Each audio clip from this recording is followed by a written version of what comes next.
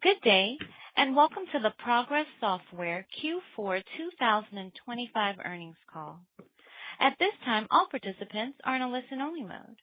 After the speaker presentation, there will be a question-and-answer session. To ask a question during the session, you will need to press star 11 on your telephone. You will then hear an automated message advising your hand is raised. To withdraw your question, press star 11 again. Please be advised that today's conference is being recorded.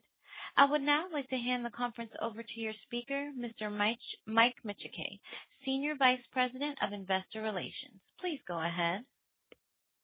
Okay, thank you, Sheree. Nice to have you back.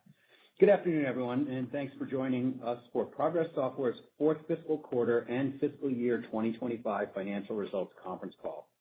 With me this afternoon are Yogesh Gupta, President and CEO, and Anthony Folger, our Chief Financial Officer. Before we get started, let me go over our safe harbor statement. During this call, we will discuss our outlook for future financial and operating performance, corporate strategies, product plans, cost initiatives, our integration of ShareFile and Nuclia, and other information that might be considered forward-looking. Such forward-looking information represents Progress Software's outlook and guidance only as of today and is subject to risks and uncertainties, and our actual results may differ materially. For a description of the factors that may affect our future results and operations, please refer to the risk factors in our SEC filings, particularly the risk factor section of our most recent Form 10-K and 10-Q. Progress assumes no obligation to update forward-looking statements included in this call. Additionally, please note that all the financial figures referenced in this call are non-GAAP measures, unless otherwise indicated. You can find a reconciliation of these non-GAAP financial measures to the most directly comparable GAAP figures in our earnings press release, which was issued after the market closed today. This document contains additional information related to our financial results for the fourth quarter of fiscal year 2025 and the full year of fiscal 2025, and I recommend that you reference it for specific details. We've also provided a slide presentation that contains supplemental data for our fourth quarter and fiscal year and provides additional highlights and financial metrics. Both the earnings release and the supplemental presentation are available on the Investor Relations section of our website at investors.progress.com. Today's call is being recorded in its entirety and will be available for replay on the Investor Relations section of our website shortly after we finish. And with that, I'll turn it over to Yogesh for his prepared comments. Thank you, Mike. Good afternoon, everyone, and thank you for joining us to discuss our Q4 and fiscal year FY25 results. Fiscal year 25 was Progress's strongest year to date, driven by a combination of ShareFile and the strong performance of our overall product portfolio, especially during the second half of the year, which was increasingly propelled by our customers' AI projects. This resulted in annual revenue of $978 million, up 30% year over year, and earnings per share of $5.72, up 16% from fiscal year 24. Our business got stronger throughout the year, as evidenced by the fact that we exceeded the midpoint of our original revenue guidance from last January by approximately $14 million and beat our operating income guidance by 6%. We continue to meet our customers' needs in an AI-driven business world by investing and innovating across the products they rely on. This is demonstrated by our 100% net retention rate and 2% year-over-year ARR growth to $852 million, which now represents over 87% of our total revenue. For the fourth quarter, revenue finished at $253 million, up 18% year-over-year, right in line with our most recent guideline. Earnings of $1.51 were well above the high end of guidance, thanks yet again to excellent expense discipline and consistent execution. As Anthony will discuss in detail, cash flow remains strong, and we continue to both pay down our debt and make opportunistic share repurchases. Our balance sheet is in excellent shape, and we remain flexible and well capitalized to execute M&A as we carry out our total growth strategy. Looking ahead, the high end of our initial guidance for FY26 is $1 billion a very exciting milestone for Progress, with unlevered free cash flow of nearly $320 million at the midpoint. Our confidence in the FY 26 guidance is a result of the momentum in our business during the second half of FY 25, which I mentioned earlier, and our expectation of continued investments in AI projects by our customers. Our AI product innovations are leading our customers to recommit to us as they see us as a trusted partner in their journey. Before I talk more about this, let me provide an update on our ShareFile and Nuclear acquisitions. During fiscal year 25, we completed the integration of ShareFile, our largest deal so far, which is proving to be one of our best acquisitions, as you can see from our results. We passed every milestone and met every goal on or ahead of schedule. We also acquired and fully integrated Nuclear's agentic RAG technology, which has been extremely well received by customers and is adding significant functionality and value to our products.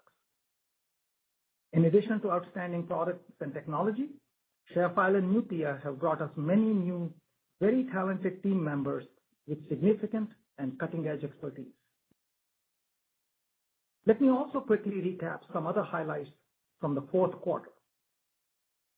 Our investment in innovation and R&D continued across our product lines as we enhanced our offerings, delivering dozens of new AI capabilities in addition to the usual upgrades and features. To list just a few, we launched Progress Agentic RAG, an industry-leading product to help organizations leverage generative AI with confidence. We introduced the industry's first generative content management system with built-in RAG capabilities in Sitefinity.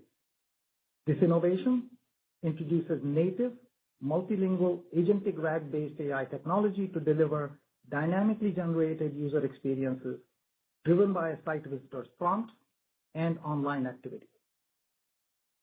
We launched an enterprise-grade agentic UI generator that leverages our market-leading Telerik and Kendo libraries to automatically generate multi-component brand-style page layouts from simple language prompts. This UI agent delivers robust business functionality and works right inside the developer's IDE of choice. We launched Automate MFT, a new cloud-native file transfer solution that is helping customers reduce total cost of ownership by up to 50% compared to traditional products. To highlight the impact of that our solutions are having on our customers' AI initiatives, let me provide a recent example. A Fortune 50 agriculture and food company was struggling to leverage the extremely large volumes of structured and unstructured data stored across its enterprise. This data is stored in hundreds of different sources in nearly 1,000 different formats and contains invaluable business information gathered over several decades. They leveraged our Progress Data Platform to unlock value by creating a single unified view of all the information and gain relevant, accurate, and actionable insights worth tens of millions of dollars. This demonstrates the impact and relevance of our products in a world where Gen AI is making it critical for organizations to get their arms around their data and ensure that AI delivers fact-based answers that they can rely upon.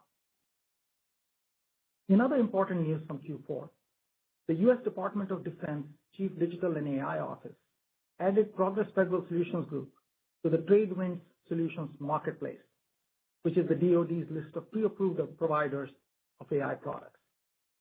This designation allows DoD customers to rapidly procure and deploy a Progress Data Platform, bypassing the usual government procurement processes. It underscores our commitment to delivering scalable, secure, and innovative AI solutions that help government agencies achieve their AI objectives. During the fourth quarter, we also announced our expanded presence in Costa Rica. Building on ShareFile's existing footprint, we opened a new facility that serves as a center of excellence for tech support, customer success, sales, and corporate functions.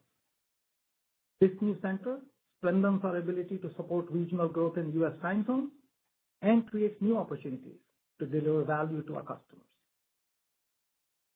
Internally, our excellent expense control and operating performance continues to benefit from our own adoption of AI to increase productivity and drive efficiencies. Across engineering, our teams are using AI in every phase of development, whether it is to write PRDs, generate code, create QA tests, establish test environments, or create education and tech support content. This has enabled us to accelerate product innovation as well as improve the quality of customer tech support while containing costs. Our finance, HR, sales, communications, and marketing teams are increasingly using AI in a variety of ways to improve the quality and increase the quantity of their work. So speaking of our teams, I'm very proud to say that for the fourth year in a row, we experienced very low voluntary attrition rate, just 6% for fiscal 25. Once again, this industry-leading metric reflects the positive, inclusive culture of our team and our ability to retain critical talent, maintain continuity, and keep turnover-related expenses down. And the Boston Globe, in its recent list of top places to work, ranked Progress number one among large software companies in the region just last month. Now let me touch on our commitment to our total growth strategy and the M&A outlook. As ever, there are many opportunities for Progress to look at among the literally thousands of software companies. However, the right targets for us are infrastructure software vendors with solid technology and a strong, stable install base of customers. And over the past few quarters, few such assets have come to market. Selectivity, patience, and discipline continue to be the hallmarks of our M&A strategy, and we will evaluate all opportunities, whether they are an outright purchase from founders, VCs, or PE sponsors, or a divestiture, as long as it fits our strict criteria. Our corporate development team remains active, and as I mentioned earlier, we feel very good about our ability to finance the next deal and execute well. We got off to a quick start to FY26 and held our annual sales kickoff in Atlanta during the very first week of December. Over 650 of our sales, field engineering, and customer success professionals gathered in person to learn about our latest product offerings, go-to-market initiatives, and to review key objectives for FY26 and beyond. Our business momentum, and particularly our AI innovation work, created an extremely high level of excitement in our sales teams about the opportunity in front of us. And it's hard to overstate the energy and excitement among our teams who returned ready to hit the ground running. To conclude, from an operating, financial, and strategic perspective, we're thrilled to be carrying steady momentum into 2026. We are excited about the year ahead. I want to congratulate the entire Progress team for an incredible year in fiscal 25, and as always, thank them for a job well done. Let me now turn it over to Anthony for his prepared remarks, and then we'll be happy to take questions.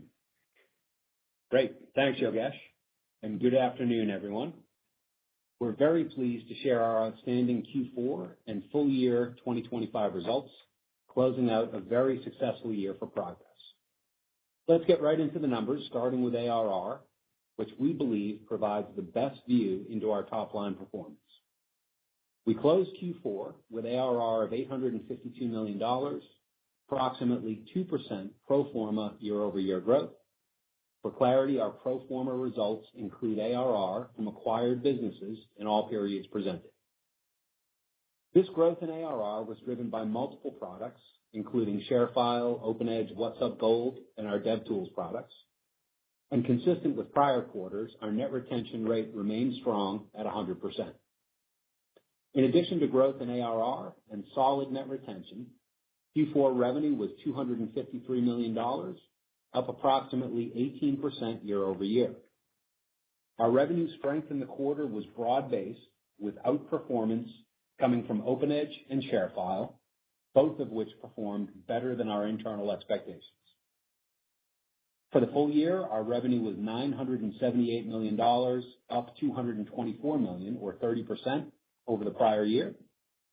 That growth is entirely driven by a full year contribution from ShareFile.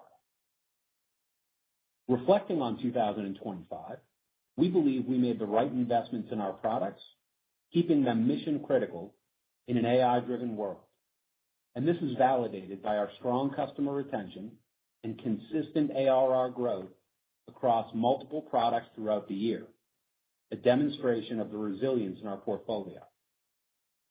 Turning now to expenses, total costs and operating expenses were $156 million for the quarter, up 16% over the year-ago quarter, and $593 million for the full year, up 30% compared to fiscal 2024. The year-over-year increase for the quarter and for the year was entirely driven by the inclusion of a full year of ShareFile activity. Operating income for the quarter was $96 million for an operating margin of 38%, exceeding our internal expectations. Earnings per share was $1.51, which was 16 cents above the high end of our guidance range. This better-than-expected performance in operating margin and DPS was the result of strong top-line execution coupled with excellent cost management across the business. Turning now to a few balance sheet and cash flow metrics, we ended the year with cash and cash equivalents of $95 million and debt of $1.4 billion for a net debt position of $1.3 billion. Our net leverage ratio at year-end was approximately 3.4 times, which was slightly better than where we expected to be with the ShareFile integration now complete. DSO for the quarter was 73 days, up 6 days compared to the year-ago quarter. Deferred revenue was $425 million at the end of the fourth quarter, up approximately $21 million year-over-year and $44 million sequentially, reflecting strong fourth quarter top-line performance. Adjusted free cash flow was $62 million for the quarter and $247 million for the year, an increase of 16% over the prior year. And we also continued to return capital to shareholders, purchasing $40 million in stock in Q4 and $105 million for the full fiscal year 2025. We ended our fiscal year with $202 million remaining under our current share repurchase authorization. Okay, now we'll turn to the outlook, and before getting into the numbers, I'd like to highlight the following items.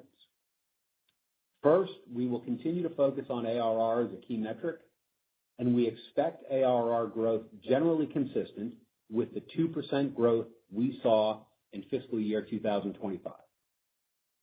Also, our 2026 outlook assumes minimal revenue impact from the timing of multi-year contract renewals, and as a result, we expect annual revenue growth similar to our ARR growth. Second, we expect to aggressively repay the revolving line of credit that we've used to partially finance the ShareFile acquisition. We've modeled $250 million of repayments for fiscal 2026, which would improve our net leverage ratio to approximately 2.7 times by year-end. As a reminder, in July of 2025, we upsized the capacity of our revolving credit facility from $900 million to $1.5 billion. Finally, we expect to roll our 2026 convertible notes into our revolving credit facility when those converts mature in April of 2026. With $900 million of unused revolver capacity today, together with our aggressive debt repayment plan, we'll have more than enough capacity to absorb $360 million in principal and continue executing our total growth strategy. With all that said, for the first quarter of 2026, we expect revenue between $244 and $250 million, and earnings per share of between $1.56 and $1.62. For the full year 2026, we expect revenue between $986 million and $1 billion, representing between 1% and 2% growth over 2025, an operating margin of 39%, adjusted free cash flow between $260 and $274 million, and unlevered free cash flow between $313 and $326 million. Finally, earnings per share are expected to be between $5.82 and $5.96 per share. Our guidance for full-year EPS assumes a tax rate of 20%, the repurchase of $20 million in Progress shares, and approximately 44 million shares outstanding. In closing, we're excited to deliver a great fourth quarter results, capping off a strong 2025. With the product investments we've made and the ShareFile integration complete, we believe we're well positioned to execute our strategy and deliver solid results throughout 2026 and well beyond. With that, I'd like to open the call for Q&A. As a reminder, to ask a question, please press star 11 on your telephone and wait for your name to be announced. To withdraw your question, press star 11 again. Due to time restraints, we ask that you please limit yourself to one question and one follow-up question. Please stand by while we compile the Q&A roster. And our first question will come from the line of John DiFucci with Guggenheim Securities. Your line is open. Thank you. And nice job here, guys, on this quarter. And you know, as usual, the execution is really impressive, and especially seeing ShareFile here. I guess I have a bunch in my mind. I'm going to go high level right now because you guys see the market, you see what's happening to all of software, especially applications. And Yogesh, you've been in this for a long time, and I knew you. You've been a business, and that's meant to be a compliment. I've been around a while too, and you've been a business leader for a long time. But I first knew you as a technology leader, and I'm just curious your perspective, because right now there's this fear out there on AI. You talked a lot about it in your prepared remarks, and especially for applications. So I want, like, broadly speaking for software, how do you think this evolves? And I know there's no one really knows right now, but how do you think, what do you think it evolves for software, and in that context for Progress? Thank you. Yeah, absolutely, John. Thank you. And, you know, it is fascinating to see sort of the level of hype, if I may call it that has led to the level of fear around the disruption of software in the business world. You know, you said specifically, let me start with applications, even though that's not our business. You know, I have yet to speak to a CIO of any meaningful size business who realistically is planning to write their own ERP, write their own financial system, write their own HR system, write their own whatever. Right? So I think, you know, in the end, businesses are in the business of whatever business they are in, and the tools they use in applications they use to run their business basically are, you know, a means to an end. And so unless they are a technology company themselves, I really don't see, you know, a lot of that today. Now, obviously, over time, things will get different. I think what can happen is that you can get new competitors come to market with offerings that are, let's say, similar to the applications that are available in the market today. But then the question is how hard it is to do three things. One, get your data out of, let's say, a Salesforce or a ServiceNow or a whatever, and move to the new offering, whoever that is, by the way, and they're not going to be free either. So the question is, you know, how much effort will that be? Two, even more importantly, what risk will that create to the business? You know, we have seen historically when people have tried to move from one ERP to another.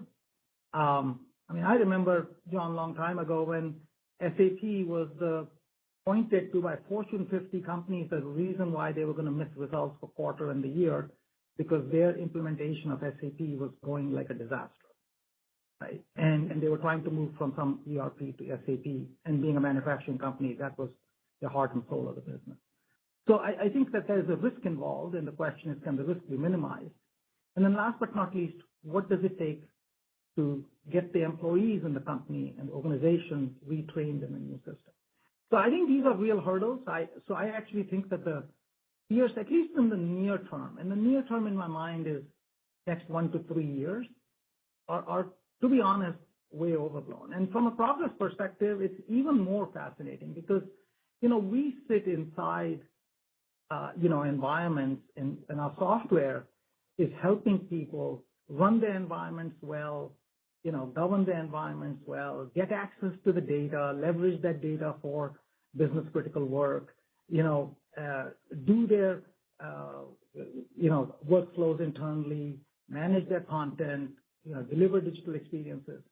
And, all of those are becoming AI enabled, but it doesn't mean that people won't want to do that, right? People will still want to have, digital experiences. They just want to be able to have AI, natural language interfaces and easy to build those and easy to connect them to existing data, which we do today, right? So I think as long as we continue to invest in our products, we will see continued success in the market.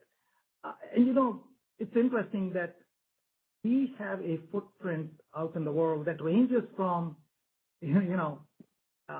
fundamental, design of ASICs companies to people who manufacture machines to build chips to chip manufacturers themselves to everywhere up and down the tech stack also. And we're seeing interesting things happening there where they are using our products more because their needs are growing. So whenever a business grows, and sometimes the financial industry grows, sometimes manufacturing grows, sometimes chip industry grows. It doesn't matter which one it is, right? For us, it is as industries grow, as certain sectors grow, because we are so broad-based, and we are, by the way, in large companies and extremely small and mid-sized companies as well, we are actually quite well, in my mind, broad-based and hedged that way, that I expect us to continue to do well, which is why I am excited about progress, which is why we basically think that our growth this year will reflect what it was last year, that our ARR organic will continue to grow at a 2% rate. It all is a reflection of how we feel and how I feel about our business. Thank you. Thank you very much for that perspective, Yogesh. It sounds, if I could just, as I was listening to you talk, it sounds like there's a lot of complications here that you can't just gloss over. But one thing sounds clear is that software companies, including Progress, are going to have to embrace AI and help customers leverage it. But thanks a lot for that. Absolutely, John, you're absolutely correct. And that is why we, as well as others, are, I think, doing it aggressively. Awesome. Well, I'll turn it over to others and get back in the queue. Thanks. Thanks, John. Now, one moment for our next question.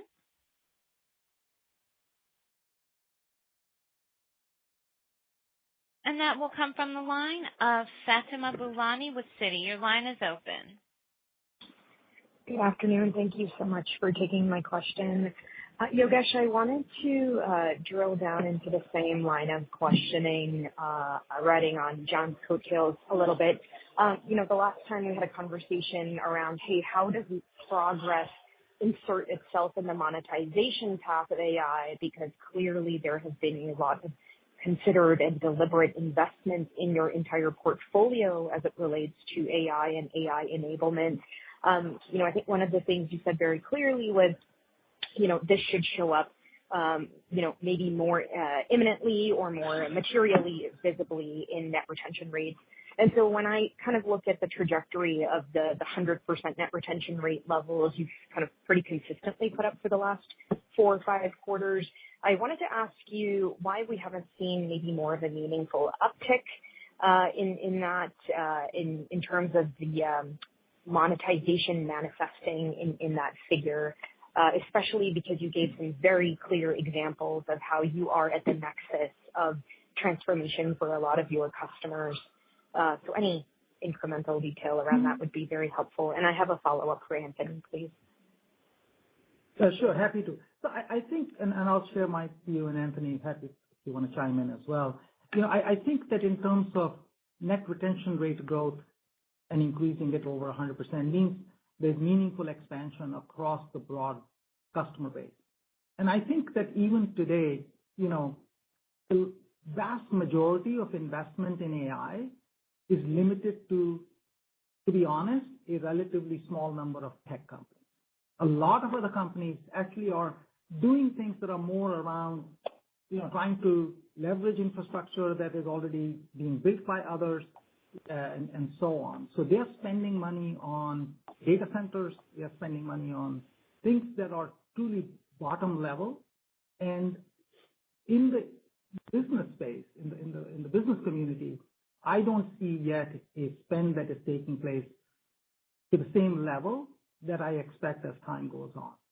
So I think it is early. This is sort of like, well, it reminds me of the, internet pipe laying era where everybody was saying, let's lay down dark fiber as fast as we can. And then we'll figure out how to leverage it. And if you notice, right, it took Amazon a decade to then really start getting into its stride after that. And people forget that, what Amazon's trajectory was earlier. And then, of course, Amazon has been unbelievable over the last 20 years. So I think that it takes time. And I think people always underestimate the short-term time it will take. But then they also underestimate how quickly it accelerates when it actually does accelerate. I appreciate that nuanced perspective. Thank you, Yogesh. Anthony, maybe a more tactical one for you. You very specifically mentioned that from a revenue growth perspective in fiscal 26, you are not going to see as much of a material impact from multi-year contract renewals. I'm wondering if you can translate that into how we should think about free cash flow and free cash flow linearity and seasonality over fiscal 26. And maybe if you can also sneak in some commentary on some of the 4Q free cash flow performance that maybe was a little bit late from a seasonality side relative to where some broader expectations were. Thank you. Sure. So I guess maybe the second part of that question first. Q4 was a great quarter in terms of cash flow. Q4 was also a quarter where we had a significant beat on bookings, and a lot of what we do in the quarter is back end loaded. So as we sort of worked our way through year end, we saw a pretty significant uplift in cash flow for the quarter and also for 26. Right? I think a lot of the beat when a significant beat in bookings happens back end loaded. There's a little bit of benefit in 25, but really where we saw it was in 26, and I think you can see the growth in free cash flow in 26. Certainly outpacing growth in revenue or margins. And so, I think we feel pretty good about sort of an acceleration that we're starting to see in terms of free cash flow. In terms of the linearity, I don't know that it's going to be any different. I think ShareFile is, I would say less subject to seasonal fluctuations than the rest of our business would have been, just because of the nature of that business. And so I wouldn't expect material differences in the seasonality or the linearity of our free cash flow from where we've been historically. Thank you. Very clear. Thank you. As a reminder, if you would like to ask a question, please press star 11. Lucky next. And our next question will come from the line of Lucky Schreiner with D.A. Davidson. Your line is open. Great. Thanks for taking my questions. Congrats on the quarter and some, impressive results here. It looked like your SaaS revenues, had a pretty strong sequential increase. And I guess I was wondering, what drove that? Was there anything to call out? And maybe translating that to guidance, I assume you're not baking in similar strength on the SaaS side. Would you say it's roughly a similar mix in 2026 as in 2025 in terms of the different revenue lines? Yeah. Hey, Lucky. Yeah, it was a very good quarter. Q4 was a really strong quarter on the SaaS line. I think sequentially you can see the move up, and I think there was a lot of strength in ShareFile, and there was a lot of strength in some of the other products, some of our other SaaS offerings. So both of those combined, were really what led to the uptick. I guess I would say this, as we look forward to 2026, ShareFile is growing well, but it's a single digit grower. It's not a a significant outlier with the rest of our business. So I wouldn't want to leave anybody with the impression that ShareFile or SaaS generally is sort of driving outsized growth. It's a little bit better than the rest of our business, but it's not so dramatically different. So, Q4 was a pleasant upside surprise for us on the SaaS side.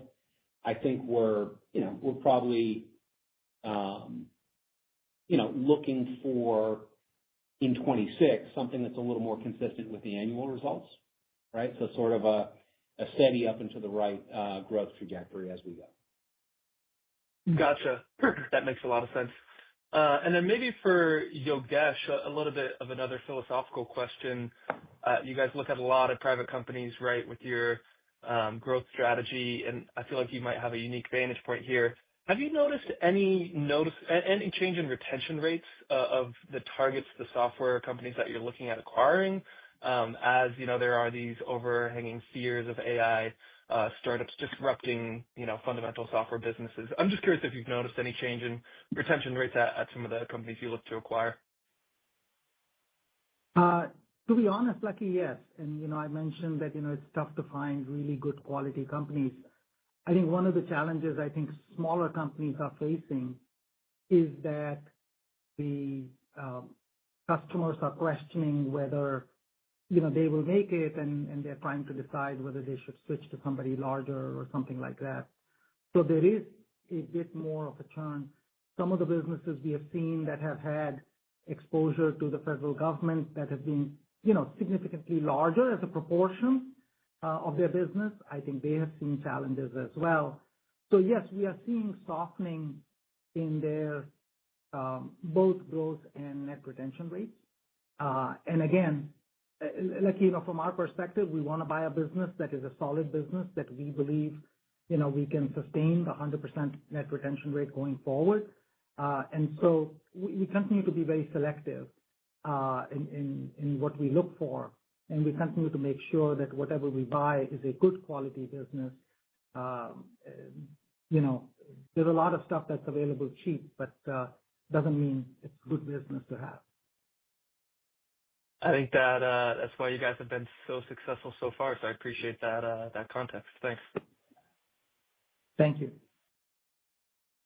One moment for our next question. And that will come from the line of Ittai Kidron with Oppenheimer. Your line is open. Hi, this is Nolan Genovine on for Ittai. Thanks for taking my question. I just kind of want to double click a little bit on operating margins. It was a really strong quarter for operating margin, but you're kind of guiding for roughly flat next year, and it feels like you still have a lot of initiatives going on that seem to be favorable to operating margins. So I just kind of want to double click. What are the sort of implicit assumptions for operating margins next year in terms of the fundamental puts and takes? Thank you.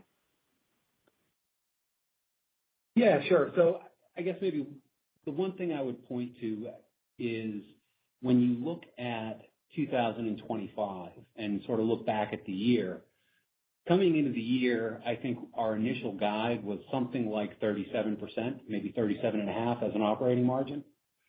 And I mean, we just blew that away, right? I think we were able to integrate ShareFile more quickly and at a much lower cost than we expected. And we ended up getting to our target margin a lot faster.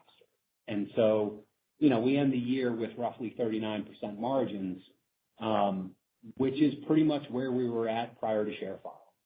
And so, I think to me, sort of the upside or the positive in this is that the ShareFile integration and the execution around it was fantastic. I think the team did an absolutely outstanding job, got us to our target margin a lot faster.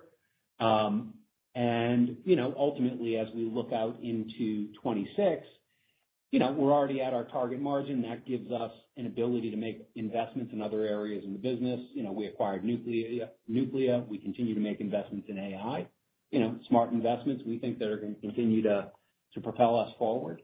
And I think those are the dynamics. Those are really the puts and takes. But I think really the positive there is getting to that target margin in 25 a lot more quickly was just a really, a lot of upside and a big positive for us. Got it. Thank you so much. Thank you. I'm showing no further questions in the queue at this time. I would now like to turn the call back over to Mr. Yogesh Gupta for any closing remarks. Thank you, Cherie, and thank you everyone for joining us today. And we look forward to speaking with you in the near future. Have a good night. This concludes today's program. Thank you all for participating. You may now disconnect.